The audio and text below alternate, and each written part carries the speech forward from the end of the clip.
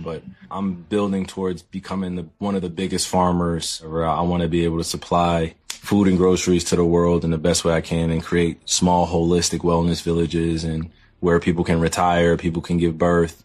I'd rather know how to grow food than put a basketball in a hoop, and that's the only thing I know how to do. You know what I'm saying? I'd much rather learn how to tend to a garden and be fruitful off the land, and that's the real wealth. That's the real wealth there. So, hey, Danny, why? I kind of like I like this. I love it, bro. I love Kai, bro. I mean, we all love Kai, right? We love now that he's streaming, he's rehabbing, he's doing a lot more speaking out. He even got bars. He's been rapping. I don't know if you heard his music on one of his rehab videos. I haven't heard any music. It's smooth. Yet. It's smooth. So he's doing his thing. So I love this part of Kai. I love the aspirations. But it just, when I first heard it, I'm like, yeah, he's way out of pocket. Like this sounds kind of crazy. Like, you want to be the biggest farmer ever, and hey, go hard or go home, man. And then also a place where, like, now you're a hospital too, when people will give birth on the like, that just sounds like a lot going on. And I said, I'm all for it. Take care of your people, feed as many people as possible, teach your kids how to actually grow food. That might come in handy at some point in our world. We've seen the world shut down before. You never know what's going to happen. See what's going on outside, man. Survival skills are very much needed to learn. Like, you need to teach that to your people. But yeah, and I said, I love the fact that he has aspirations to do this. But just when I first heard it, I was like, this sounds wild. It's not as wild as The World Is Flat, but it was a little crazy of like, are you thinking about quitting ball? Like, that's my thought process. I hope you're not quitting basketball, because he's one of the most talented players we've ever seen. Lace him up. There's bigger things. There's bigger things in life. I will say this: there is something about people who do have that holistic kind of point of view. I have a friend of mine who's also, he's doing well. He's a lawyer, and he spent a lot of his time learning how to farm and build his own products and like living his own sustainable life. I think there is something admirable about it. And it's a tax break too. If you could put a farm in your back, I think it's a tax break too. I think you don't get oh, is that what it is? You see, now we're getting down to the nitty gritty. That's the angle that I'm thinking that he's going. There's always some weird ways to cut tax breaks. Like, I think, now we like to talk about Trump, but Trump, I think, buried one of his wives or somebody in his backyard. If your home is a gravesite, you don't get taxed. It's weird for people. Yeah, so it's weird for people to bury people in the backyard. But now, if you know about it, if you're okay with it, like, what, if I could get a tax break and I have enough space to bury him in the backyard where nobody goes or sees, I might end up burying, the Mr. Green when he's 100 years old. Listen, man, we gotta put you in the backyard, but stay home. Still, this is getting too dark. No, but the farming thing, I think, is also a tax break. So if you can put together a farm or a garden, I think, in your yard, I think you get tax breaks, if I'm not mistaken. All right, we got a couple more. We have one more out of pocket we want to talk about, but I want to let you guys. Excuse these hiccups. Goddamn. We also want to let you guys know that throughout the course of the show, we also will be going back to our jersey retirement segment. Two other players that Danny and I will debate about, and we have our top 5 list to give you, and it's in honor of Taylor Swift and Travis Kelce. We'll tell you about that in just a moment. But one more out of pocket. It has to do with Mario Chalmers. And Dwayne Wade recently said on his pod that they don't win the NBA championships that they did with Mario Chalmers. And if you look in the social media comments, a lot of people like, Mario Chalmers, they kind of toss him to the side. Anybody else could have done it. And I think, Danny, somebody who's been a role player for championship teams, would deem some of the commentary around Wade's clip as out of pocket. Yeah. It's a big shout out, first of all, to the big three and Mario getting it done. Your big three championship was dope. It's something that I looked at and was like, I don't know if I'd ever do, but watching now and see how much fun guys have and they get an opportunity to play and also, win a little bit of money. It's like, you know what? I might do that one day. And a little bit of travel. A little bit of travel, keep you fresh, keep you around the game. But I got to give a big shout out to Rio, man. He's been doing it since, I think we were the same or one class behind each other, but he's been doing this for a long time. Coming from Alaska, bro, and doing what he's done. He's beat us in the Final Four at Carolina. He's at Kansas. Guy hit big shots in college. He's won national championship. Oh, I forgot that. The guy's been kicking my ass. And so even when in Miami, he's knocking down shots. Anytime you turn around, this guy's hitting a big shot. So you got to he's an underrated he's a GOAT role player. You know what I'm saying? He's been very good. Even when he first came into the league, he was like one of those guys to lead the league in steals, I think. Like, he was one of the better defenders at the point guard position. He would knock down shots. Like, he was very crafty, man. And for a guy to do it for where he's come from and now still keep doing it, keep playing at, older age now and doing it the big three, winning the championship for, Lance Stevenson, Mike Beasley, their group, got to give him his flowers. So, yes, Dwayne Wade is 100% correct. A lot of things do not happen without Mario Chalmers. And on the flip side of it, not just his shots, but what he's done or the things he's ignited in that locker room, in that huddle. Sometimes get underneath LeBron's skin, calling him, stop acting like and you get in your play like a star player. In your bag, yeah. So those little things. Said he's a GOAT in his own, man, in the role player aspect. So I got to give him a lot of his flowers. He's not an expendable guy. Everybody thought like, oh, Norris Cole could have done what he did. Norris Cole was very good, but I don't think he wasn't no Mario Chalmers. But they were both very good players. But Mario deserves his flowers. He's been making big shots for a long time now, from high school to college to the league and now the big three. So props to him. Mario Chalmers might have not gotten his full credit as a member of the Miami Heat and not gotten a lot of attention. What did get a lot of attention this week, Danny, Taylor Swift and Travis Kelce. They officially tied the knot, and if you were on social media, there's no way you can avoid it. Over the past couple of days, these hiccups are going crazy. And in honor of Travis Kelce and Taylor Swift getting engaged, Danny, I wanted to think about the top NBA marriages in the history of the game. There are some marriages that just go hand in hand. So I'm going to list some of the options to you, and I want you to give me your top 5. You ready? Okay. All right. Here's an option: Phil Jackson and the triangle offense. It allowed him to win 11 championships, 6 with the Bulls, 5 with the Lakers. They go hand in hand. If it wasn't for the triangle, who knows what Kobe Bryant might have been?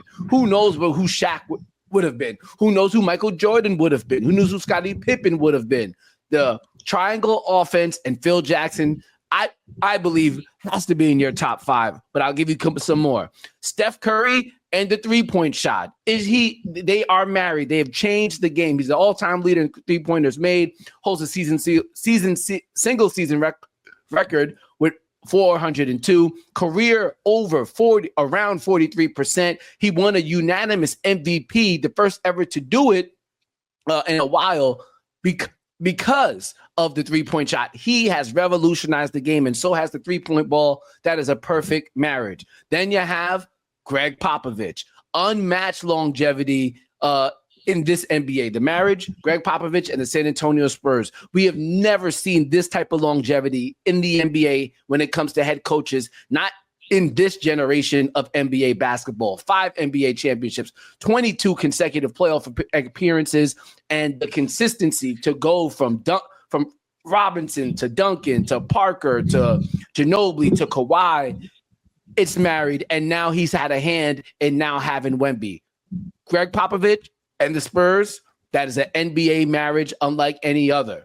Here's another one, a little bit different. Allen Iverson and the crossover. I don't think there's any player who has made the crossover as popular as it is as Allen Iverson and really revolutionized the game. I think his ball... Yeah, the culture. He's done the culture of the game. Like, he's a big part of that. Sorry to cut you off. Yes, indeed. No, you're good. And I think his crossover has led to a new generation of guards who are able to use their ball handling skills to get into open spots and to create open jumpers. Allen Iverson and the crossover. Another one, Danny, maybe keep a list here because I'm going to give you more than 5. Kareem Abdul and the skyhook. I mean, come on now. Have we seen a shot in the NBA that's more unstoppable than the skyhook? He retired as the NBA's all-time leading point scorer. The skyhook was the foundation of everything that he did. He was just absolutely on point. 6-time NBA champion, 6-time MVP, 3-time NCAA champion, 3-time Final Four, most improved player, most outstanding player. He absolutely did his thing. And those are just some options as well. I'm going to give hiccups you some more. Kicking your ass, bro. The hiccups are kicking my ass. I've never had to do a show like this before. This is wild. Let me give you some other options as well, Danny. You have Dirk Nowitzki and the one-legged fadeaway. He popularized it, and he became the 7-foot big man that could hit a jump shot that you could not touch to the point where everybody does it now. You'll see Kevin Durant do it. You'll see Kyrie Irving do it. Players of all sizes now do the one-legged, create your own space fadeaway that has made shot making so much easier. If you look at a guy like Jalen Brunson, why is he able to score so many buckets at his size? Because of his footwork and that one-legged fadeaway. Another thing that could be mentioned as well, Steve Nash and the pick and roll offense. I mean, what that did, how he revolutionized the game, won an MVP in a league where Shaq was playing and Kobe because of that. And finally, Chris Paul and the lob. I mean, this guy was absolutely dynamic. Yeah, you could think about the lobs that went to DeAndre Jordan and Blake Griffin. But don't forget, Chris Paul was throwing lobs to Hilton Armstrong with the New Orleans Pelicans. He's one of the best assist makers in the NBA. Tyson Chandler. The names are endless. If you can go above the rim, Chris Paul is going to find you. Whether you're an all NBA big man or you're a journeyman role player coming off the bench. Chris Paul and the alley-oop. So those are some examples. Tell me which one screamed out to you as the number one. I'm going to have to go with 11 titles, bro. It's got to be Phil Jackson, the triangle offense. 2 dynasties. There hasn't been much that has impacted the game that much. And we haven't seen it since. But we have seen a dynasty come and go. We've seen actually a couple other dynasties come and go, but they didn't have an offense like that. But I have to give, said Phil, 11 rings, man. I don't think we'll see that again. Somebody, like a coach win 11 rings, I don't think we'll see that again. All right, so number 2. Everybody's winning a different team every year. Number 2, this one was tricky because Steph Curry and the three ball has really changed the game. But I have to give the credit to, I'm going to sound biased, to San Antonio Spurs and Greg Popovich. Yeah. Only because, first of all, they have 5 rings and they influence the team game to where Steph Curry could be Steph Curry. Ooh. Once the Spurs have won the game, and not only just his offense and Steve Kerr, because Steve Kerr is a descendant of the Spurs, but every other team. When we went to Toronto, like finding foreigners, Jokic wouldn't be Giannis. These guys wouldn't be looked at or valued as much if you don't start with the San Antonio Spurs. These guys, this organization that's able to find hidden gems in all over the world. So San Antonio, they started that trend, not only finding guys, but finding offense where guys can play together and then, obviously win. So teams were trying to steal that blueprint, from when we left from San Antonio, went to Toronto, it was like, all right, drive, kick, swing, everybody be able to shoot and make plays and knock down the 3. And also Steph Curry and Steve Kerr, who came from Pop as well. That offense, and not only pick and rolls, but pin downs, he scores in a plethora of ways. Now, after those 3, that's when it also gets a little tricky because Allen Iverson was a culture. He was just a movement, bro. But I can't put him at number 4. The skyhook was great too, but I can't put him at number 4 either. Wow. So Steph Curry and the 3 ball is number 3, by the way. So okay, yeah. It's 11 titles. It's Greg Popovich and the Spurs. Then it's Steph Curry and the 3 ball because that's the game today, and it continue. I can't put the skyhook in there because it was not used much more after. Like I don't see it used as much anymore after. It's not in today's game. It's not as involved. And the other one you said we had, it was the skyhook. It was the Allen Iverson crossover, the pick and roll. I'm gonna go at number 4. I'm gonna go with Steve Nash pick and roll because CP was influenced. CP's lob influenced by Steve Nash. The pick and roll has become the main thing of the NBA's game today. Before it was a lot of pin downs. I was talking to my OGs like Gary Payton when I go on trips. He's like, back then we did a lot of guys coming off pin downs and shooters. We would get our Reggie Miller, Rip Hamilton. We didn't have a lot of on ball dribbling. Steve Nash was the first guy to start doing that. We wouldn't have James Harden, Luka Doncic, like CP, all those guys be that effective, be that great if you don't have Steve Nash. And the pick and roll game wouldn't be as sought out if you don't have that player and how he won 2 MVPs over Kobe, which a lot of people to this day may argue and debate, and they may not be wrong, but Steve Nash was an unbelievable player to do it and win the MVPs twice. So that's my top 4. And number 5, up in the air. So we only listed 6. So it's either between CP and Allen Iverson's crossover. And the Dirk Nowitzki one-leg fadeaway. The Dirk Nowitzki, so we got 3 left. I'm going to have to go because I already did a pick and roll, so I'm not going to put CP in there. Allen Iverson the crossover was so good that they made it illegal. I'm going to have to go with the Dirk fade because it's used so much more in today's game. And I think it's going to be a big staple for years to come. It's kind of like the Euro step. That's another one that was left off. Ooh, yeah, Manu Ginobili and the Euro step. And the Euro step might be my number 5 and then number 6. So we are missing a marriage in there that was very important because the Euro step became so clutch, man. And we didn't have it. We didn't have step back either. Another step back jumper could have been on there. But the step back evolved like after I got out of college. So like we didn't have step backs and Euro steps in high school or in college. Now you see high school kids doing the Euro step, doing the step back. Those moves are so intricate and gives you so many steps and pauses and allows you to change pace without dribbling. So intricate to the game of basketball. So my number 5 is Manu Ginobili and the Euro step, which was not on the list, but I'm gonna have to add that. Then I'll put the Dirk fade up there. That's a worthwhile addition for sure, definitely. And then it might get to the point where it might have to move up. We got to get out of here, so we got to do at least one jersey retirement, and that is going to be related to your former teammate Pau Gasol. Did you play with Pau? Yes, you did. San Antonio. I'm bugging. I did. You played with both. You played with Pau and Mark. I did. Wow. Oh yes. Okay. All right. So let's do it. Pau Gasol, and I think his jersey's already retired in LA. But the question is, should it be retired with the Memphis Grizzlies? Here's the case for it. 6.5 seasons. He won Rookie of the Year there, made the All-Star team, and he led the Grizzlies to 3 straight playoff appearances from 2004 to 2006. Here's the catch, though. They were swept in all 3 first-round appearances, 0-12 playoff record with the Memphis Grizzlies, and yes, he won with the Lakers. He left the small market team to go to the big market team and then got his jersey retired by that team. Now, if you think about it as well, as it presently stands, Zach Randolph and Marc Gasol don't have their jerseys retired. Now, that's not saying that they won't, because if they end up getting it, that makes some sense. The question is, if they get it, does Pau get entered into there as well? And I will say my answer first. No, absolutely not. You cannot have a jersey retired for any player who failed to win or who got swept in 3 first-round appearances. That's just not just like with and John if I would have went first, I would have said by your standard, because it would have been shocking if you would have said yes, because by your standard, and also only way I would give him a yes is if he played like John Wall played 9 seasons and the Grizzlies weren't good at all. They had a traditional, let me say traditional, but they just had a tradition of bad play. Yeah, just throughout for the last 20 years. If for the last 20 years they had not been good, only but during that time of when Pau was there. But no, he should not. I think is Tony Allen the Raptors? He might be up there, but Zach Randolph for sure should be up there. Mark, I'll say Mark, not Pau, but Mark should definitely be up there. Defensive Player of the Year, I think he won during his tenure there. He was there for a long time. I think he was there for longer than 6.5 seasons. So yeah, sorry, Pau, is my guy. You belong in LA, and that's the only place I said you won a couple championships there. Could have been a Finals MVP. So yes, he is rightfully so in the Raptors where he should be, but in the Grizzlies uniform, I don't think he gets there.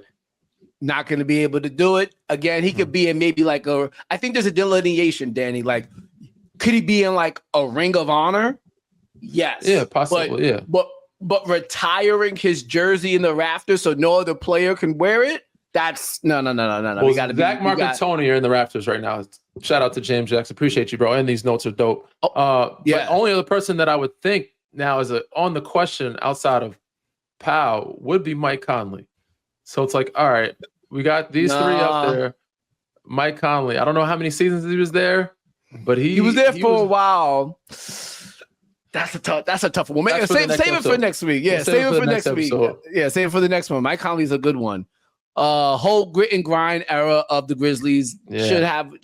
I think you could retire some of their jerseys and you could put the grit and grind Grizzlies in the team of like the Ring of Honor. It also depends, what this iteration of Grizzlies does in the next. Now that Desmond Bane's gone, I don't know. Now if they go and play well and get to the finals, Western Conference Finals, then it's like, all right, conversation of not everybody needs. With Ja and Jaren Jackson going right now, if they don't make it worthy, and they're going to be back to the old, because they were a number 2 seed at one point. If they don't ever get back there and they're not going further in the playoffs, this grit and grind team might be the best iteration of the Grizzlies we've seen. So they might all deserve to be up there. If if Ja Morant's career ended today, would the Grizzlies put his jersey in the rafters? No. Not at all, right? No. I think he's got 5 seasons. He's in there 5 seasons, 6 seasons? Yeah. 6 seasons. They haven't gone to Western Conference Final. They've been a 2 seed. Yeah. He's been a couple All-Stars. He still seems somewhat destined for it though, man. All NBA, maybe has made All NBA maybe once or twice, or third team or second team. I don't know his stats, but we'll have to look at it. Another one we'll look at. But Mike Conley, we'll definitely check. Let's get to Mike Conley. Let's get this other one. Let's get this other jersey. Absolute last one. Chauncey Billups, Detroit Pistons. He was a Finals MVP. Had 2 different stints with the team, 2002 to 2008. And he led the team to 6 straight Eastern Conference Finals. Now, when you look at other jerseys retired, Isaiah Thomas, Joe Dumars, Dennis Rodman, Ben Wallace, and Bill Laimbeer, but only played in 6 real seasons.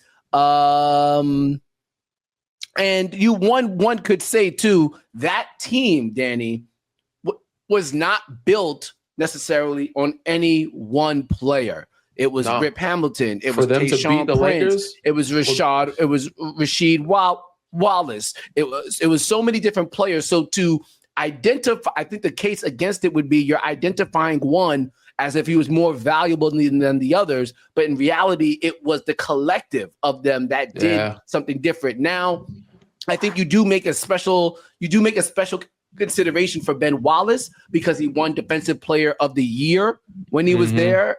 And he's the reason why all of his whole Shaq, like he's the reason why they won, basically. Now he's not the only reason. So it's collective. But nobody was a collective, but Shaq was other than Ben Wallace. And the only guy to be able to limit Shaq was Ben Wallace. Yes. So, okay. Chauncey Billups, Ring of Honor or jersey retirement? At first, I wanted to say yes. I still do want to say yes. But when you bring up the Tayshaun Prince, the Rip Hamiltons, and if we allow Chauncey in, you gotta put everybody else up. You gotta put, I don't know how many years they did, but 6.5 seasons, well, I guess 7. It's tough, man. I would say yes, but then it's like Chauncey, you open the door for Chauncey and Rip. Those guys, I don't know how many years they were there, but you put Chauncey in. And Tayshaun. Yeah, Tayshaun and Rip Hamilton goes up if Chauncey does. So that's why it's tough. But which I'm not opposed to. I'm okay with those 3 guys. But he did win Finals MVP. He did. But then again, it was one of those. It was almost like somebody had to win Finals MVP, right? Yeah, it was one of those. As I said, so did Iggy. Iggy won Finals MVP. And Iggy's jersey's retired in Golden State. I mean, he's there for a long time too. Yeah. Yeah.